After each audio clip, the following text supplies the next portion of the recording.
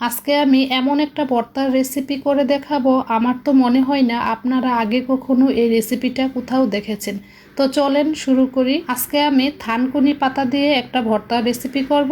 তো এই পাতাটা কিন্তু অনেক জায়গায় অনেক নামেই চিনে, তবে আমরা কিন্তু এটাকে থানকুনি পাতা নামেই চিনি। তো বাহির থেকে এই 3 আটি থানকুনি পাতা আনা হয়েছে। আজকে আমি এই পাতাগুলো দিয়ে ভর্তা বানাবো। তবে আমি ভর্তা বানানোর আগে কিন্তু আটি থেকে পাতাগুলো আলাদা করে নিয়েছি, মানে ডাটা থেকে পাতাগুলো আলাদা করে নিচ্ছি। ডাটাগুলো লাগবে না আমার। তো এই তো সবগুলো পাতা আলাদা করে নেওয়ার পরে এখন আমি ডাটাটা দেখিয়ে দিচ্ছি কেমন করে নিয়েছি। এই যে শুধু আমি পাতার অংশটুকুই নিয়েছি।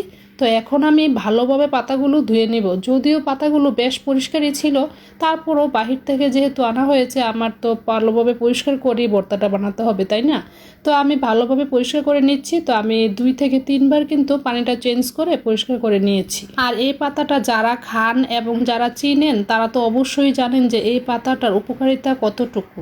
এই পাতাটা কিন্তু ধোয়ার পরে সরাসরি রসুন দিয়ে মরিচ দিয়ে বেটেও কিন্তু ভর্তা বানিয়ে খাওয়া যায় কাঁচা। তবে আমি আজকে একটু অন্যভাবে বানাবো। এই যে পাতাগুলো তো ধোয়া হয়ে গিয়েছে, তো এখন আমি সামান্য একটু লবণ দিব, তারপরে আমি একটা ঢাকনা দিয়ে ঢেকে দিচ্ছি।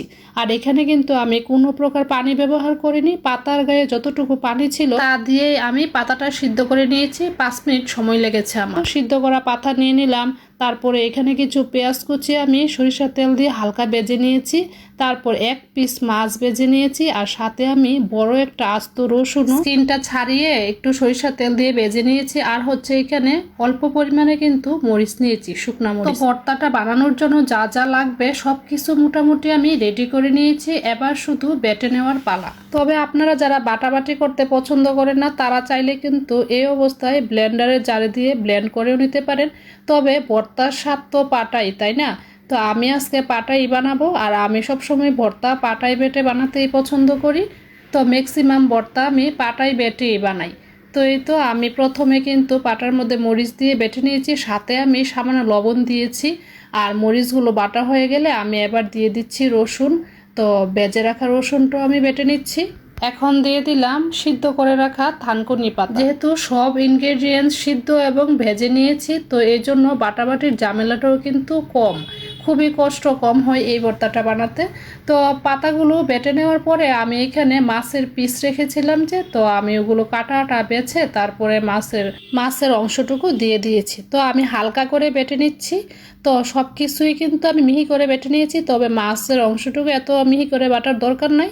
তারপরে আমি পেঁয়াজ কুচিগুলো দিয়ে দিয়েছি। তো পেঁয়াজ কুচিগুলো কিন্তু আমি একদম মিহি করব না, কারণ পেঁয়াজ কুচিগুলো না একটু আস্ত থাকলে খেতে ভালো লাগে, মানে খাওয়ার সময় যখন দাঁতের কামড়ে পড়ে না, খুবই ভালো লাগে কিন্তু খেতে। এই তো সবকিছু বাটাবাটি শেষ। এবার শুধু ভালোভাবে সবকিছু একসাথে মিক্স করে নিলে হয়ে যাবে মজাদার ভর্তা রেডি। যদিও আমি পেঁয়াজ রসুন সরিষার তেল দিয়ে ভেজে নিয়েছি, তারপরেও কিন্তু ভর্তা বানানোর পরে যদি একটু সরিষার তেল দেওয়া না হয় তাহলে কি খেতে ভালো লাগে বলেন? এই অবস্থায় যখন আমি তেল দিয়েছি না, কি যে সুন্দর একটা ফ্লেভার বের হয়েছে, কি করে বোঝাবো।